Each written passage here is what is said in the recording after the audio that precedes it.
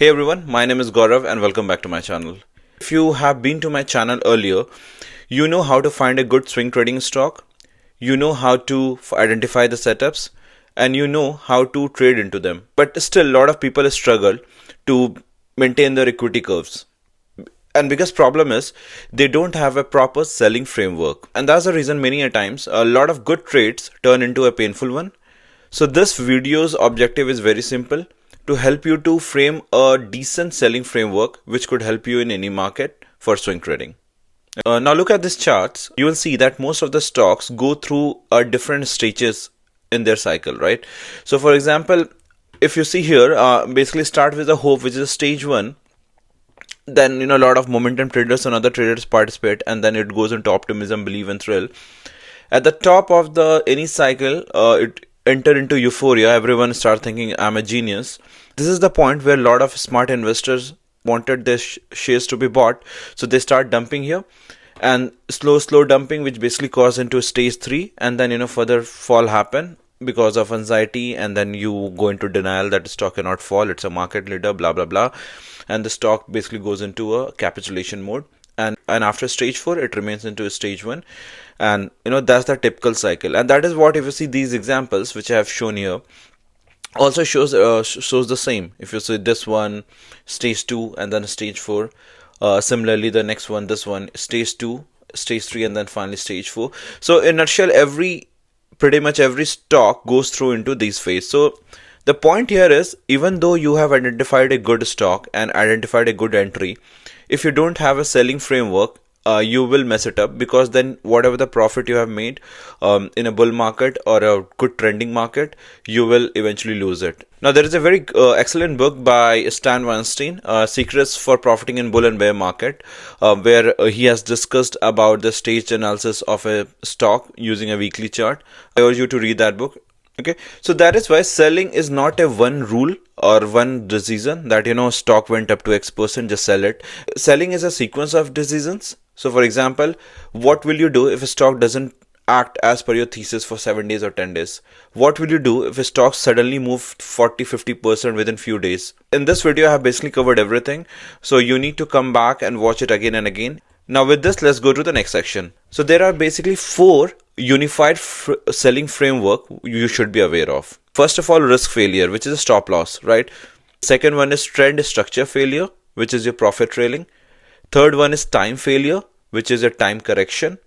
And the fourth one is selling in extreme strength, which is basically extended from any key EMAs. Now, irrespective of what your entry point is, your every exit must map to one of these buckets. Okay, so if it doesn't, then you are basically selling based on emotions or some random process. Now let's go into the first one, which is the hard stops. And this is basically the foundation of survival. Now, before I go into this hard stop, just have a look on this clip. I learned a long time ago what trading is about, what the goal is. The goal is to make money. It's to make more than I risk, and to do it over and over and over and compound a return. It guesses, and you're in that place where there's an occasional big winner and you're managing the downside. Well, then you're managing that risk reward relationship. So if you hear any super performer who has really done a great in swing trading in a decent period of time, the one factor they keep on repeating again and again and again is cut your loss quickly. If you really want to survive and make a big money in this swing trading, cutting your losses quickly is non-negotiable. This is the only factor which will make you extremely successful in the swing trading. Otherwise, you will keep trying, you will keep doing something year on year, and you won't achieve a good, decent, profitable year because of this one problem. Now, this brings me to the next subsection, which is how I place stop loss, right? So there are literally 100 ways to put the stop loss. You can use indicators, you can use a trend line break, you can use support areas, you can also use low of the day. So you pick your poison, it doesn't matter. The idea is to have a controlled risk, so that in long term my equity curves goes up, right, with a controlled loss here and there. So let me just quickly explain you with an example. So I trade concentrated swing positions. That means around 25% allocation per trade, and only one active swing position at a time, probably 1 or 2, max 2. Okay, and this is universal rule that I cannot negotiate with. Maximum risk per trade is 1% of my portfolio. So for example, if my portfolio is 100 rupees And if I wanted to allocate entire 100 rupees into one stock, I can give a stop loss of 1% there, right? If I want to allocate 50 rupees in one trade, then maximum stop loss I can have is 2% there. I generally like 25 to 30% of allocation in one swing trade, which means my max stop loss would be around 4% to obey the universal rule of risk per trade of 1% portfolio. So anything wider than 4% is not my trade, right? So the moment I have this mindset that I have to look for a setup where I cannot have a stop loss more than 4%, my entire strategy and everything changes. And this brings to my setup, which I've already discussed in this video. So if you see my setup also is pretty much exactly the same. So I have this prior uptrend, then a range formation, and at the right side of the range, when the price action is pretty much tight, this is where I try to enter, having a try to stop loss. And if the breakout happen, good enough. If it doesn't happen, then I have a very little risk here at this point of time. I only take trades when when my stop loss is less than equal to 4%, and expected upside I look for 3R or more than 3R. So anything above 12%. Let's now quickly look at this chart. I wanted to show you how I basically think, while putting the stop loss. So let me try to explain this stop loss mechanism and how exactly I think while placing a stop loss with an example. So this is a live chart, which I entered few months back, JP Power. Now this is the typical setup, right? So as I explained, I showed you my setup and entry. Prior uptrend, decent pullback around 11 daily MA, and then and then base formation got completed, and there is a right side consolidation happening of 3 good candles, right? If tomorrow breakout happen, I've simply put a GDT, or I'll wait for breakout to happen tomorrow morning, and I enter, let's say, around 1840, 1850 around. Yeah. Now what I can do is, let's try to identify what could be the stop loss here. So they're on the top, right? Around 845 entered. One could be the range of this candle. So there are 3 candles tight, right? And I simply look for the range, which is around, let's say, 4.35%, right? That could be our first. Okay. The second could be the swing low. Swing low is around 8.67, which I'm not happy, of course, but that is one way to do that. Now if someone wants to take a swing low as a stop loss, which is around 8%, then to have a portfolio risk of 1%, the allocation cannot be more than around 10 to 12%, right? So your allocation should be around 12 to 13%, so that your entire portfolio risk is around 1% or less than 1%. In that case, you can have a stop loss of 8%. But the problem here is, the moment you have a stop loss of 8%, to get the RR of 3:1, you have to at least target for 24-25% return, right? Now the market like this, or in general also, it sometimes becomes quite difficult. Hence, have a strategy of low stop loss or less stop loss. Okay, so that is one way to put a stop loss here. So second swing low, and third is your EMA, right, which is here, which is around 4.84. Yeah, around 4 to 5%, right? And the last is when this candle come in. So as I said, right, when the breakout will happen, I'll enter. So let's suppose I enter around 1850. Then one stop loss could be the low of the candle, which is LOD. We call it around 2%. Now this is the very tight stop loss. So to have a stop loss like this, you can increase your allocation a little bit. But it's very highly likely that your stop loss will get triggered if the stock doesn't break out immediately tomorrow or next day or day after next day, right? So I generally avoid 2% or 1%. I generally look for more than 2%, 3%, 4% kind of stop loss. Hope this makes sense in terms of putting the stop loss. Now quickly, one snippet which I have, and I just wanted to show you, and why I like to have a tight stop loss is simply because of this. Because the moment your stop loss expands, the return percent to get back to even is quite high. So 5% or 4%, you only need 4 or 5% to get back that loss. But the moment it goes 10, 15, 20, math start working against you. So, and that's the reason best to keep the swing trading stop loss quite tight. It's all about clarity. The moment you have this clarity that a stop loss is the only way to survive in swing trading, the entire math will start working in your favor. Okay, with this, let's go to the next section. Time based exits. Now imagine if you entered into a stock and it has not hit a stop loss, but it is just tightening within the range for next few days. Now this is where your time stop loss comes in. So a lot of people do not have the time stop loss. They simply try to hold the stock for multiple days without thinking that it has a big opportunity cost. So this is one concept which I learned from Van K. Thorpe in this book, which is return per unit of time. So the example is like, let's say we have a trade A where the 10% move happen in 5 days versus trade B which 10% move happen in 30 days. Now in the both the trade you got a return of 10%, but in the first one you got basically 2% per day versus the second one 0.33% per day. Same profit but very different quality. For this one I have a very simple rule. If the stock doesn't move for let's say 7 to 10 days, I simply exit the stock. Okay, so this is one example I wanted to show you from the time stop loss perspective. So this was a good trade in 2023. I think end of the 2023 I took TG Power.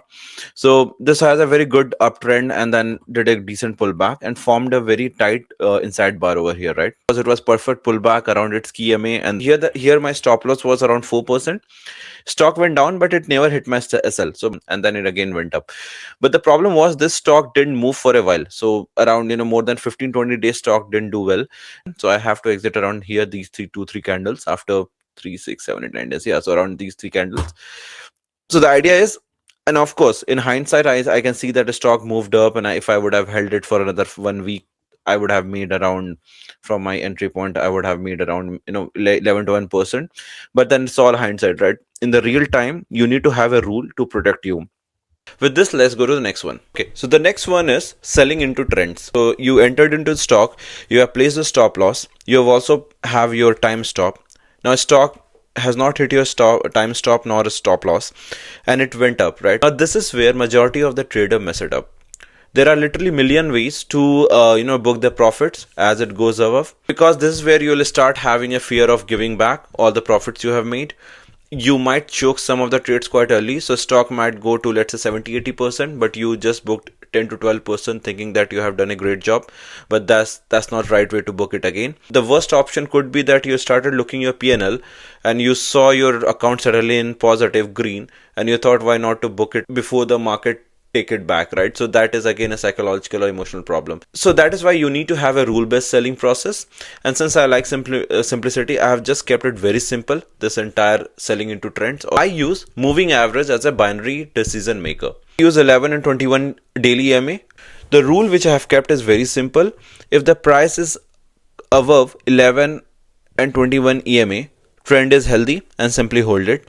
If price close below 11 EMA, then simply book some partial booking, so around 40%, 50% I book it off. And if price close below 21 EMA, then I book rest of the position. And it's very important the price should close, so you basically do the selling next day, because a lot of time stock do the shakeout and simply goes above. Now let's take a car trade as an example. So the white line which you see is my 11 daily EMA, and yellow one is 21 daily EMA. And now this was my entry point. So basically good uptrend, pull back, and then three tight candles. So basically on the top of this we entered let's say around 1014, right? And after that stock move, and you're simply trailing your 11 weekly EMA, right? Now let's say the stock again, obviously the stock is quite extended, so it will pull back. So it pull back happen, and it came and rested on 11 EMA, right? So nothing to worry, we're simply holding it because the stock has not closed below 11 EMA. So we are holding, nothing is happening here, all good, all good, all good. Now at this point, right, at this here, I'm little get worried. So this candle itself is little worrying, but ignoring that candle and keeping the rule binary, we are basically exiting 50 to 60% over here, right? At this point, we have, from the point you entered, you made almost 68, 70, 67%, but you kind of gave around 15-16%, and you made 50% here, right, on partial trade, right? So that is the part of the game, and you should be okay to give back some of the profit, which is fine, but we are not giving entire profit here, right? So we 50% booking happened or at 50% return, right? And then after that the stock again went up, did some little bit of consolidation, and basically plummeted. So not this candle, but exit would be around this candle. So you can do the exit over here because it's a big move, or you can wait for the next day closing. So the next here the closing has already happened, so anything around here I will exit. So let's say we exit around 1424. So rest of the 50% booking you did around around 40% of return, right? Of course, you have not got entire move around 68-67%, but then you are not god, or you don't have a crystal ball which you can gaze, if the stock will go up or down after that. So the rule is very simple. I simply trail 11 EMA. This basically keeps me in for most part of the trend. Okay. The moment it breaches 11 EMA, I sell 50-60% around here. Okay. And then I simply wait for closing below 21 EMA. The next one which I wanted to talk about is about the extended stock. So there will be a scenario where the stock will move, let's say 30-40% within few days, 1 or 2 days.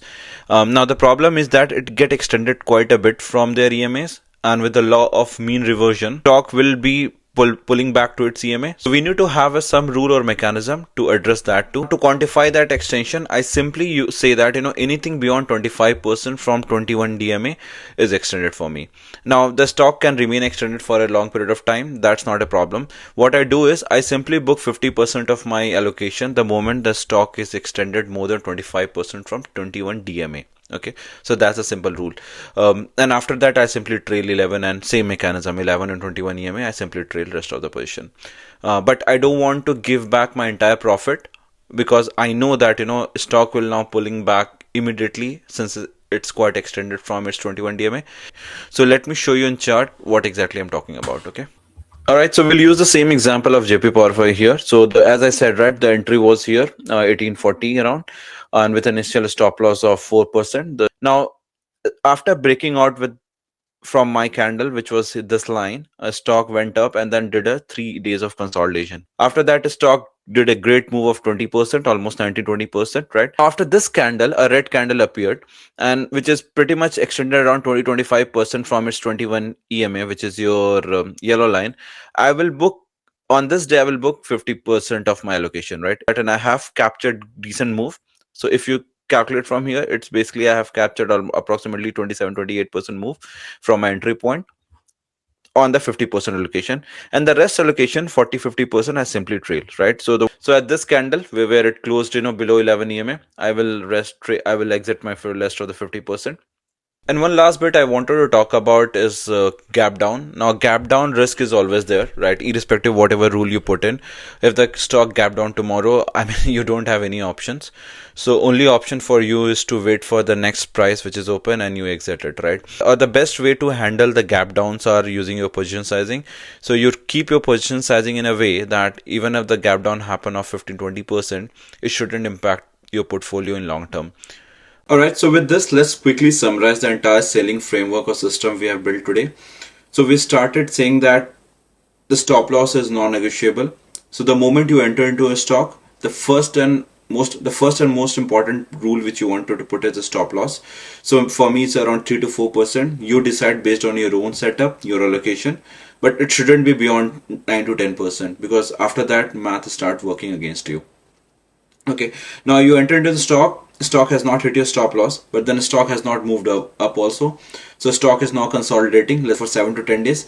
Now if it's within the 7-10 days, we are okay to hold that stock, but moment it goes beyond that, we simply exit it. And that's the rule, because we want money to work for us and we want that capital to be free so that we can allocate it to some better trading stocks. Now let's say the stock has not hit either of these two and the stock started working up. Now we simply use our 11 and 21 binary decision maker for us, and if the stock is extended beyond 25% from its 21 EMA, we simply book 50% of allocation and we trail rest of them with 11 or 21 EMA, whichever the best suits you. This should fix your problem of fear, your ego, your overconfidence, your overstaying, and your lack of knowledge about selling framework. So this video should fix that. The only problem now would be your discipline or your mindset. And in the next video, we'll try to discuss about mindsets, psychology, risk management, and position sizing. So till then, take care. Bye.